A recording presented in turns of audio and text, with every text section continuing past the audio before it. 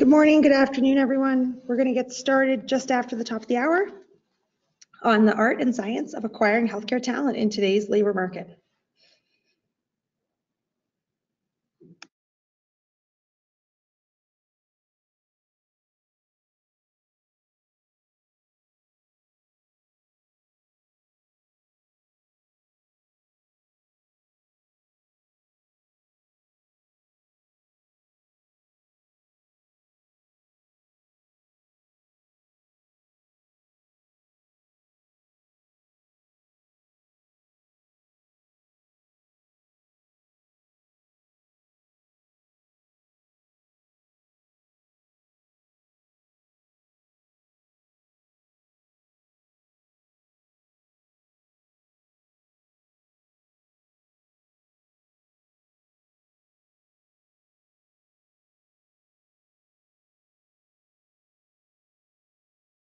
Good morning, good afternoon, everyone. We're just going to give the rest of the folks joining just another minute, and then we'll get started with today's webinar.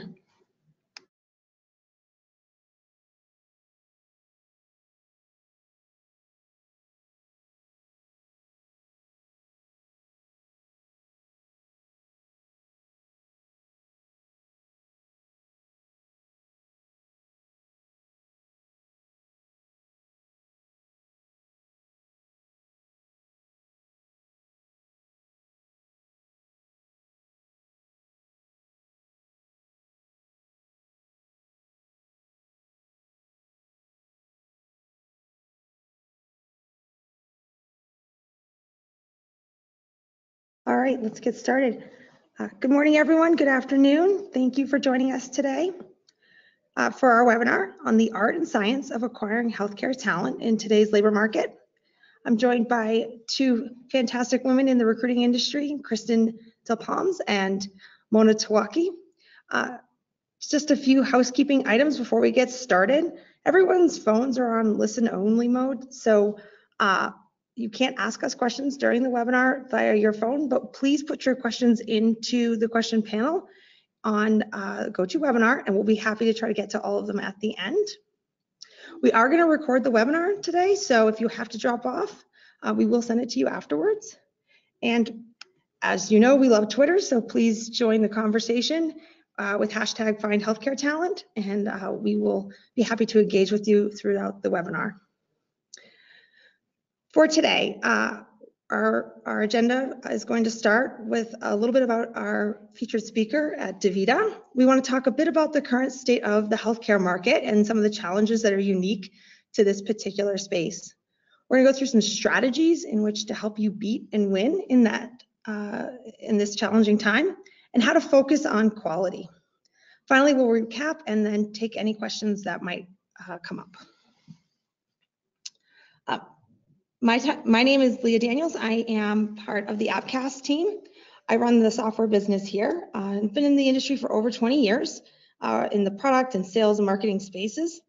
I have a small 6-year-old who is very excited about our big holiday tomorrow. And if you don't know anything about me, we are in Boston, so our big holiday is actually the Red Sox parade. A little bit of Halloween after that. And of course, I have some dogs that make up the rest of my kids. I'd like the other speakers to now introduce themselves. Mona? Hi, everyone. My name is Mona Tawakali. I'm a partner at KRT Marketing, where I've been for the past 10 years. At KRT, I lead recruitment marketing strategy on behalf of all of our fantastic clients at the agency. I was also one of the founders of our programmatic solution, PPC Portfolio Manager, and I love innovation and all that's new and next in this industry. And so as a part of my side hustle here at KRT, I created the largest Google for Jobs resource center on the web. Check out krtmarketing.com/Google for Jobs. And also in my spare time, I have 2 kids, but am a fitness instructor and rock out on country music constantly. And it's my pleasure to introduce my good friend, Kristen Delpalms. Hi, everybody. So excited to be with you all today. My name is Kristen, and I lead our recruitment strategy team, employment strategy team at DaVita. So we have a team both focused on how to attract as well as how to select the best talent for our patients. I live in Denver, and I joked on this because I always get asked, is it snowing there? It's not snowing today, but ironically, probably because I put that in here, it is supposed to snow tonight. So I will no longer do that. But we actually have over 300 days of sunshine a year if you haven't been to Denver before.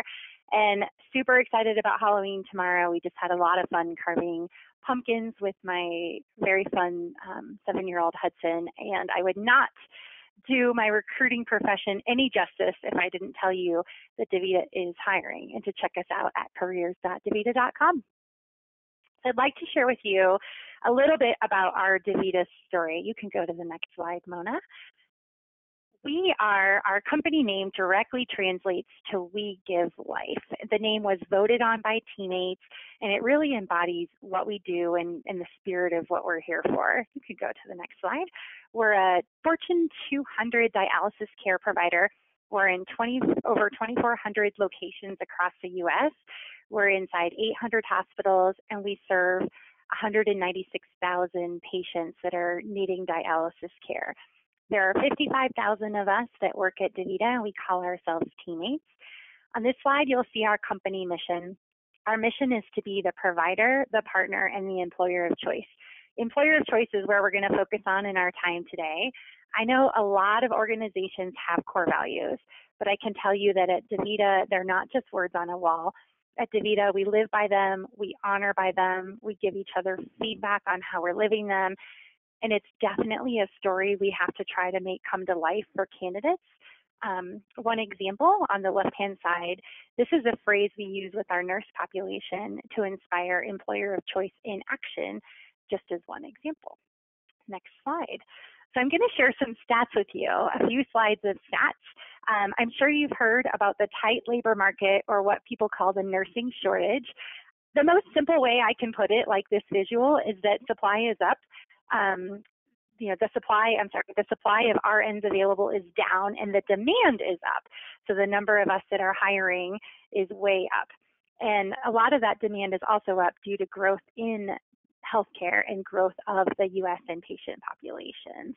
So we'll go ahead and hit next slide. The supply and demand issue is actually already costing millions of dollars in overtime, contract labor, staffing shortages, and it burdens existing employees when we're understaffed. So a couple more stats for you. They are expecting and anticipating over 1 million nurses in the U.S. will retire over the next 10 years. And there is not enough new grads in the workforce to replenish that. On top of that challenge, we are seeing a net new additional 200,000 nurses needed per year due to just growth in the industry and growth of the patient population. So all of this is leading to a serious shortfall. Next slide. I also believe that we have officially hit the lowest RN unemployment rate that I'm aware of. So this year in 2018, it hit 1.2%. So I think you're starting to get a pretty good sense of the challenge that DaVita has, and I'm sure a lot of you that are on the line in healthcare are sharing in. Next slide.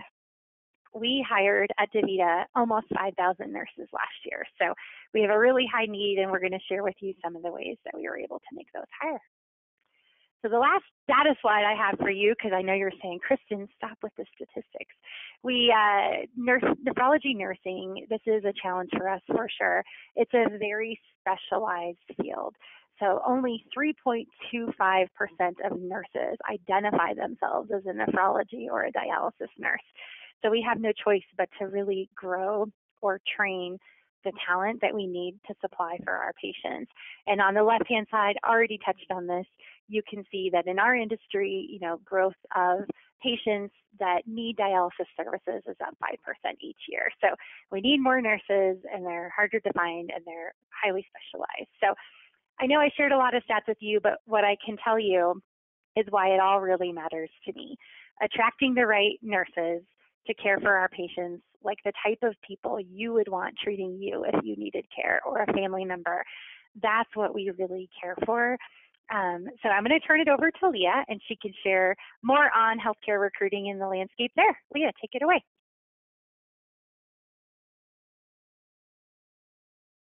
Thanks, Kristen. I'm going to throw some more stats at everyone, but it's all going in a singular direction, so stick with us while we go through this. A little bit more about the national state of healthcare. Right now, the average cost to acquire a nurse or someone in the healthcare space, not an allied, has increased 164% in the last year, right? And that at the same time, we're seeing an interesting decrease in the click to apply rate. So the tolerance that nurses and other folks in the healthcare space have for going through your apply process is going down. What's happening? Why are we seeing these trends, right? There's a couple of things that are at play here. One is that you saw with Kristen that the nursing unemployment rate is down to 1.2%. And as compared to what we're seeing in the national average, which is about 3.7%, it's on average 3 times harder to acquire a nurse or someone in the healthcare space than the standard market conditions. And that apply rate is going down, which means that their tolerance for your process is going down, and therefore your price is actually going up exponentially. This is definitely a challenge for everyone in the market. Sorry, Mona, you're jumping faster than I am. And so it's now 223% more expensive to acquire candidates in our US market. Right, and this isn't just in your pay-per-click postings, but we see this across the board with duration postings and any way that you're using to advertise out to market and getting candidates.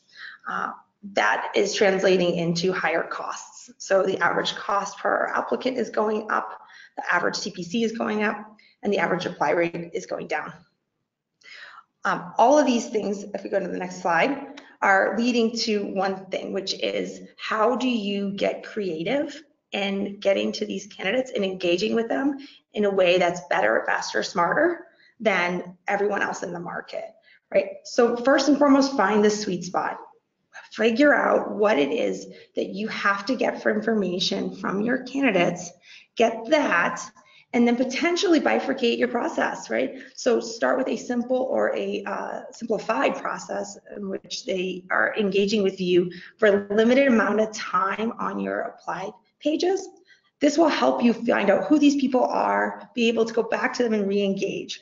In fact, what we're seeing is somewhere between 10 to 19 minutes is about the ideal spot for you to get enough information and get them engaged at the same time, not having them abandon your process, right? So you have to be thoughtful about the too easy versus too hard. Too easy sounds good, right? 5 minutes, great, but in fact, you may get unqualified people in that process. So you want to be careful to make sure you have that balance. The next slide, longer apply process equals fewer candidates, or think about it the other way, shorter apply process equals more candidates. So find ways that you can actually increase your engagement by being thoughtful about your apply processes. The last thing I want to mention, and this is a big one, is your mobile device. Mobile is really, really important to remember. I would encourage everyone on the phone, if you haven't applied for one of your jobs via your mobile device, it's a good day to do that. It's always a good day to try. And you want to do that because you want to understand what is happening. We see such tremendous engagement on the mobile device with our friends in the healthcare space, and it makes sense. This is when they would look. This is where they're going to look for their job, is on their phone. So providing them with a process that allows for them to apply to your jobs and engage with your brand, but doing it in a very effective way, in a simplistic way, is an ideal way for you to actually get ahead of everyone else in the market, right?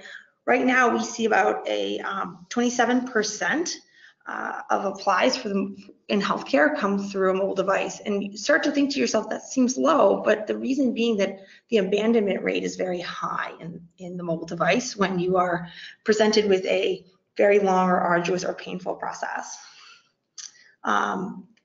Some other things to think about is the demand, of course, for candidates is high. The market is low. We know this, it's supply and demand. We understand basic economics and how the world works. But when you start to break it down into micro markets, and if you take a look at this interesting chart of the United States, what you'll find is that the states with the highest demand for talent, right, also have the highest costs. And if you start to dig into like the US Health Resources Administration, they put out projections around shortages and shortfalls. You'll see this directly correlates to the cost of candidate acquisition. And the idea here is, how do you use that to your advantage? Can you recruit nurses and other folks who have a high demand in your particular state out of another state? Can you get them through a traveling nurse program? Can you hire them in a per diem fashion across state lines? Can you start to think creatively about pulling nurses where there might be a surplus into a state where you might be, which could have a shortage? So really starting to get creative around how you approach the market. With that, I'm going to hand this over to Mona to dig into the strategies on how to beat your competition. Great, thanks, Leah. Well, obviously, all that these numbers tell us is that it's clear that it's difficult to recruit in the healthcare industry today, and it's not getting easier. So what we wanted to leave you with were a few tactics and strategies on ways in which you can compete. Some of these are, or most of them are, tried and true with DaVita, and so we'll dig in.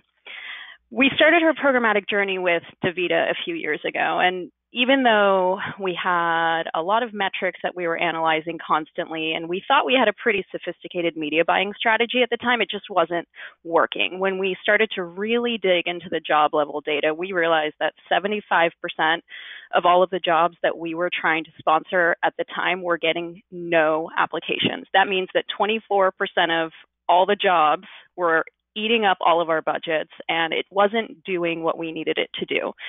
So Kristen and I came up with this theme for the year, No Job Left Behind, and we might have taken it a step or two too far by putting it on t-shirts, but it really became our North Star for what we were trying to accomplish with our media investments, and it helped us focus our efforts quite a bit.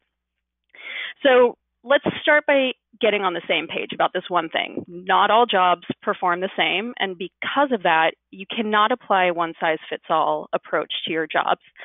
Having access to job level data helps you figure that out pretty quickly. This is exactly why 75% of our jobs were not getting applicants, because we were trying to do the same thing for all of the jobs and it just wasn't working. So my advice to you today is that you need to take the time to study your data and study it in granularity. Understand how much is enough and know where your needs are so that you can scale and align your budgets to those needs. And you can't set it once. I think that evolving your strategy is important because it changes constantly. So it becomes a living and breathing thing. And just remember, you can't hire clicks. So you need to understand your conversion rates and where your quality sources are. Don't just look at the click. Look beyond the click at the apply, and even better, look at your quality sources and who's driving the best quality traffics for your jobs in different markets. It's important that when you're approaching a programmatic strategy that when you need to make a hire, for example, for an RN in Houston, Texas, exactly how many clicks it's going to take to convert to the total number of applications you need to make one great hire. And that way you can construct and architect your programmatic rule sets to really align perfectly to your needs so that you're not overspending. So I've referenced programmatic a couple of times.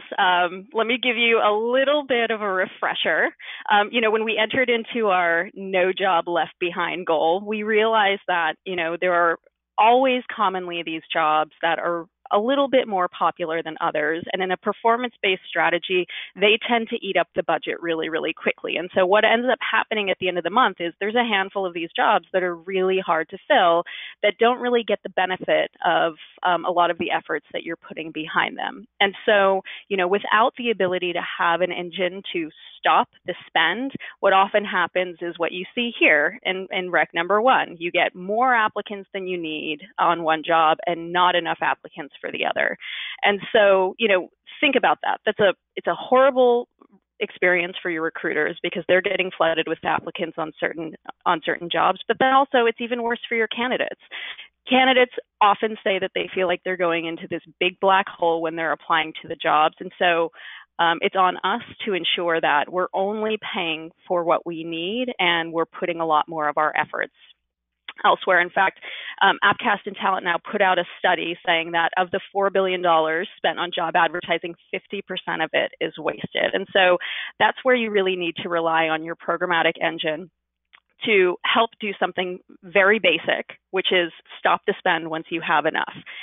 Spread the peanut butter more evenly across the scope of your jobs, and then you can think about ways in which you can automate rules to help support jobs that need more support and do more fun and exciting things with your rule-based advertising. So you've architected your strategic approach. You're pulling all the levers where you need to, but what else can you do to create more efficiencies in your advertising buys? Well, one little hidden secret is pay attention to your job titles. I know it's really tempting to include a lot of great information in your job titles, like sign-on bonuses and all sorts of other things, but doing that can cost you serious money. And so here's an example of two jobs in the same market, and they're both hiring for the same role. One is very simple, registered nurse. The other one, as you can see, has a lot of extra pieces of flair to try and attract candidates. And this actually cost job title B 2,100% more in CPA. And that's not a typo. So to give you some perspective, if we were doing the math across buying 25 applications in this market, it would cost job title B $1,500 more to acquire those same 25 applicants. So thinking about your job titles and optimizing them is important, and it really does save you money at the end of the day. So when I'm thinking about optimizing job titles, there's a couple of tools that I go to pretty regularly to help me understand and guide some of those decisions. Indeed has some really good resources within your employer account that help give top search terms by click. I also use the Google Trends tool to compare search behaviors across different job titles. And this is a really helpful tool, and you'll see what the UI looks like here on the right. One thing that I would advise you to do is don't paint broad strokes across national trends. Look at each of your markets to see if the search trends are different. Oftentimes you'll find that in major metros and on the West Coast that the search behaviors could be different than in the Midwest or on the East Coast. And so, maybe run a couple of searches to validate some of what the data is telling you on a national level. As a rule of thumb, less is more when it comes to job titles. Appcast research shows that job titles with 1 to 3 words tend to convert at a much higher rate than jobs with 10 or more words. So short and sweet is usually what we recommend. And if you can't tell by now, I'm a little bit of a numbers nerd, so I test everything all the time. And, while we keep referring to nurses, and there's only so many ways you can, add variations to nurse job titles. Think about other roles that you have within your organization, like facility administrator, for example. There are a lot more variations you can add to the mix. And we actually ran this test with close to 20 different job titles at one point, and the data was so overwhelming when we came out of this ABCD on and on and on test that we actually were able to convince DaVita to permanently change the job title classification across the organization. So, there's a lot of really good stuff you can get out of testing your job titles. And, I said it before and I'll say it again. You can't apply a one-size-fits-all strategy when it comes to your talent attraction. Location is another way to think about that. Candidate behavior as it relates to tolerance to commute times varies so drastically when you look into your micro markets. For example, I live in the Bay Area and it takes me 45 minutes to get to my office, and my office is 8 miles away. But if you think about markets that are less heavily populated, candidates might be still willing to drive 45 minutes, but you can cover a lot more ground in that period of time. And so in those cases, what we like to do is research our hard to fill markets to see if there are pockets of area nearby that we can tap into with additional talent pools to help fulfill our needs in our rural markets. Generally, search engines default to a 25-mile radius around the city in which your location is or your job is located. And so think about are there cities that are maybe 40, 50 miles away, and test that out, and we can do location expansions to repost your jobs into those markets.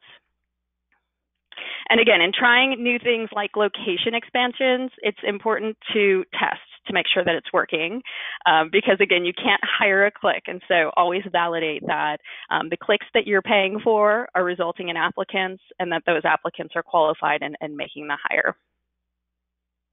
And finally, with your programmatic strategy, you have the ability to evaluate the portfolio of sources that you're using to understand what's working and what's not working. Our philosophy has always been with our publisher partners that investment follows performance. It really helps the guests take out all the guesswork, and allows us to make really smart decisions based on what the numbers are telling us. And based on that, I'm going to throw it back to Kristen to close out the story. Yeah, so I thought I would share a little bit about our media evolution at DaVita. So 11 years ago, I can tell you we had all of our eggs in one basket. We had one large contract with one major job board, and every single job at DaVita posted whether we needed apps or not. So that was how it was structured when I came on board. And my first step was simply just to work to diversify the funds. Next, a few years ago, we started programmatic. And I can tell you that that was the most valuable program change that I made with media. We started paying for performance, not presence. And if any of you have a similar role to me out there on the line, I would tell you what I learned from this is that you have to manage your media. Don't let it manage you. And you can use a firm like KRT to do a lot of this analysis for you if you don't want to go into analysis paralysis. They'll do that and make the recommendations. And AppCast was able to deliver the applications for us. So we saw that we were able to, Mona shared the stat that at one point 24% of our nurse jobs didn't have any clicks. And what I can tell you is we dramatically improved that performance together. In our partnership, we are over 90, some months we're hitting as high as 95% of our nursing jobs, which is a critical population for us having clicks. So next slide, I thought I would share a little bit about the quality side. I'm going to assume that we all want quality. I think each of us, if we're in recruiting or we're focused on attraction or employment branding, we all know we want to persuade the best, deflect the rest. And I thought I would share with you a few examples of things we've tried at DaVita. So it's really important to tell your story and get that out there. And so I thought I'd show you a couple of different things of how we do that. So this example is really about widening perceptions. So we found, new grads had never really heard of us. They don't really teach more than 15 minutes is what our nurses told us on dialysis, even at schools of nursing. So one, we've got to overcome that they don't really know about us, but also we have to widen the perception and share on campuses that there's over 50 unique nursing paths at DaVita. So this is one example. Next slide. Another slide from our campus presentation that we use to educate on campuses about nephrology nursing. This is a word cloud that tells the exact top words nurses mention about why they love their role at DaVita. So again, starting to tell your stories and getting individual stories out there is really important. Next slide. We've done a lot with testing creative. So Mona talked about testing job titles, and we learned a lot about what performed better than another. We've also done some testing of creative. So at the end of the day, our preferences, what do I like, or what does maybe some of our recruiters like, it doesn't necessarily matter. We need to know what performs. So what with our target population, which is nurses, what drives clicks and applies in our hard to fill markets. So I would encourage you guys to really also do some testing of creative to see what performs better versus what people prefer. Next slide.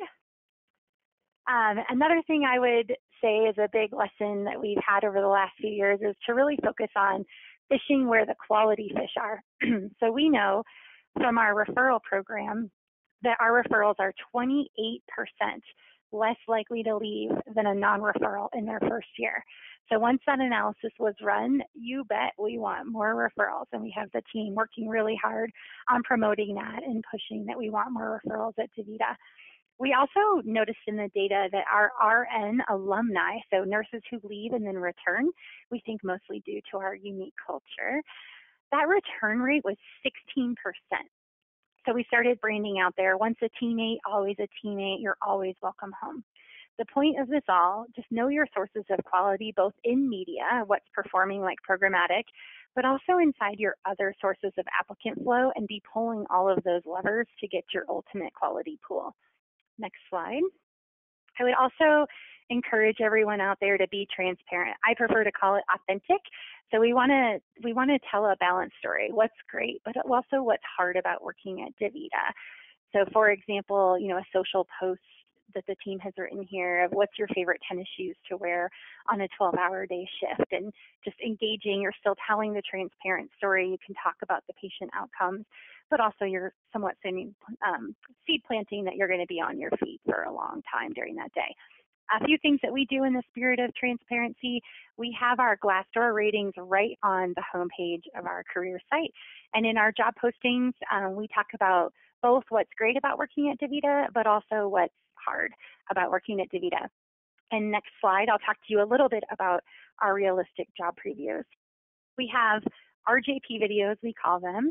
They're filmed from the perspective of a nurse in that type of modality of care, a leader over that type of care. And then my favorite part is they're all anchored with a patient, and they're really quite touching. The patient talks about the impact of nurses on them, and we serve these up, as you saw, in our job postings, and really hope that candidates watch them. If they don't read the full job description, we're hoping they see the RJP video and really get a sense of the role at DaVita, both what's great, what's hard, but also the impact that they can make. So next slide. As Mona said earlier, more isn't always better. There are cons to having a high app flow. Like back in the day when we posted every job when we needed it or not, there were times in that instance where it was likely probably your only interaction you were going to get with a recruiter would be a rejection letter, because we had bogged down recruiting so much. There was no way we could possibly get to that much app flow. So we really always want to have the best rise to the top. And one of the ways we do that at DaVita, we use validated pre-hire selection assessments to help us filter the funnel. So our nurses, our patient care techs, and our leaders, they do take pre-hire assessments, and we're allowed to help filter out the funnel for recruiting so they can really focus on the best. And I believe my last slide of an example from DaVita, I wanted to share with you what we call our candidate experience mantra. And what I would say is candidate experience absolutely does matter. So what we tell recruiting and what we use internally as kind of our North Star to guide us is that we want everyone leaving feeling valued and respected, whether they get the job or not. In this type of market, with the stats that we shared with you, there's really no other choice, right? We want them to have a great experience. We want to live the DaVita way. We want to show that we're a special place, whether you get the job or not at DaVita. And with that, I am going to pass us to Leah to close us out.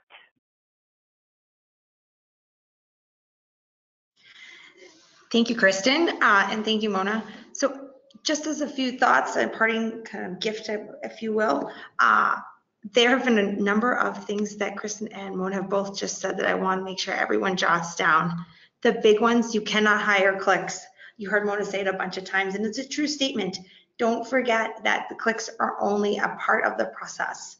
And don't let your advertising dollars or your advertisers manage you, right? Part of this game is to make sure that you understand that you're in the driver's seat and you are ultimately going to be the person and the group of people hiring these candidates. So you want to make sure that you are actually running the programs that are producing candidates for your business.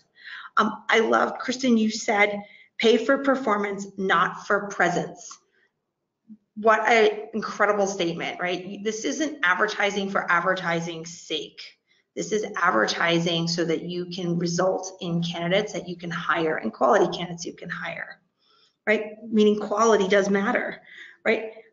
From Mona's presentation, I'm not sure if you guys caught this, but in all of those slides with the titles, everything that works is simple.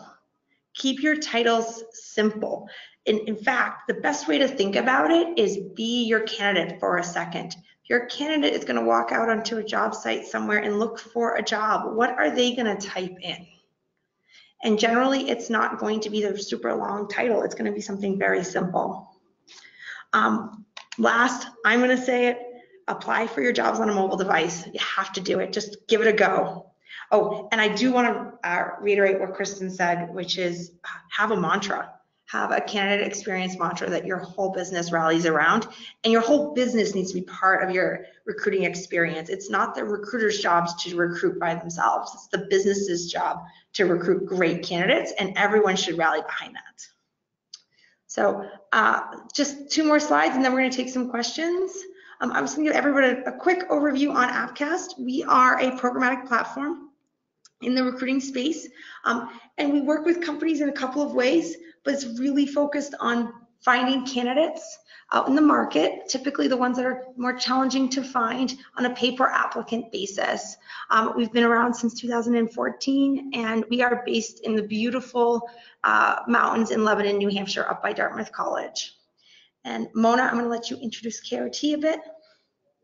Thank you, Leah. Well, KRT Marketing, as I mentioned earlier, is a data-driven recruitment marketing agency. We were founded in 1972. We've been at this for a really long time, and our North Star here is focusing wholly on how we can deliver quality applicants at an efficient cost to our clients. The majority of our clients are enterprise, mostly Fortune 1000 customers, and we are headquartered in the San Francisco Bay Area. Great. All right. I've got some questions that are starting to come in, so I'm going to field these out, and please feel free to jump in and answer any of them that sound exciting to either of you. Starting one, actually, this is addressed directly to Kristen. Kristen, do you guys use any social channels as part of your strategy for promoting your employer brand and for promoting some of your jobs? We promote more the culture. We use social as our way to tell the story that DaVita is different, and you can find us DaVita Careers on Instagram, LinkedIn, Facebook. I know we're active on Twitter as well. So yeah, we choose not to post individual jobs. I try to put my head in the mind of a job seeker, and I don't know that they'd want to see we have 1,300 some nurses open today. So instead, we like to tell the story about nursing at DaVita, and we like to use it to highlight our stories and our culture. Great. Just a reminder, anyone who does want to ask questions, the question panel is in your GoToWebinar. Just type it in, and we will do our best to field your questions. Another question out, and this actually might be for you, Mona. Do you have specific strategies that you recommend for targeting your harder to fill roles, specifically occupational therapists, physical therapists, etc.? Sure. We would typically look into our publisher partners that have performed well historically for those types of roles, and we would also take a peek at which market those positions are open in, and set a strategic approach around where we would distribute your jobs and then the appropriate bid amount, and then run and evaluate from there. A couple of other things outside of programmatic that tend to do pretty well are on the passive channels are, programmatic display. We also tend to do very, very well with social advertising. We tend to find that healthcare professionals are on their phones quite a bit. So Facebook, Instagram tend to be really, really good channels that allow for pretty precise targeting as well. Great. And Kristen, this one might be for you more. How are you guys managing your OFCCP process as part of, or do you manage an OFCCP process as part of the apply flow? If whoever's writing that could maybe be more specific. Yes, we are an OFCCP federal contractor. We absolutely follow OFCCP guidelines, but I'm not sure I understand the question. So if the person's able to give any more, Leah, I think that will help, or they can reach out to me directly as a follow-up. Either way, it's fine. Okay. All right, we can make that happen. Another question around, are you guys finding that you're using Glassdoor for your branding and your culture? We are definitely on Glassdoor. In fact, I don't have the number right in front of me, but I believe we had over 1 million people visit our page so far this year. So we are We are recently putting jobs on there. We definitely use it to try to brand, and we transparently show how we're rating on Glassdoor on the homepage of our career site. Great. Last questions just to wrap it up. When you're thinking about titles, and Mona, this is probably more for you, are you thinking around not just registered nurse, but do you add things like full-time or part-time? If it's a shift worker, do you include the unit that a nurse might be being recruited for within a hospital? Things like that? Yeah, so that's a great question. I would definitely include part-time or full-time because that would help someone opt in or out of that position depending on what they're searching for. I would be careful about the unit, especially if they are not very commonly used terms. So emergency room, yes, something maybe a little bit more granular, you'd have to look at it, but, ultimately, job boards like to serve the most relevant job to whatever the candidate is putting into the search bar. And so we try and think about how a candidate would search, and we construct and optimize the job titles to that. So oftentimes when you add in all of these extra words, it really hurts your relevancy and your job just won't be seen as much. And so just think about how you would search for a job and really simplify from there. All right. Last question is just a clarification on the previous one, Kristen. I think the question was really about bifurcating the process, which is something I had mentioned. Are you guys currently capturing just minimal information and then going through the OFCCP compliance process before the candidate goes into your ATS, or is this part of your original capture? Is the OFCCP compliance part of the initial engagement with the candidate? Okay, so we definitely, I'll answer the part I can speak to. I mean, we're definitely following OFCCP compliance, I'll make that clear, but we right now we're passing applicants in. We have a very short application. Our ATS is Workday. So we go ahead, per the data that was shared, we know we need a short application. We push them into that. We did implement an additional option where nurses could just drop a name. So if they don't have time to apply right now, they're not technically in apply, they're a lead at that point, right? And a recruiter can call them in the spirit of maybe they're on the go, they're on call, we can give you a call. But yes, to be an official applicant, you have to go through our application process. And then the next step, they take a pre-hire assessment after that. Great, thank you. That's going to conclude the webinar for today. Kristen, Mona, thank you so much for your time and all of your knowledge and your willingness to share. Again, everyone, we will be sending out a recording of this webinar in the next couple of days. If you have additional questions, feel free to reach out to AppCast directly, and we will be happy to field your question to the appropriate folks. And with that, thank you. Thank you, ladies. Thank you. Bye, everybody.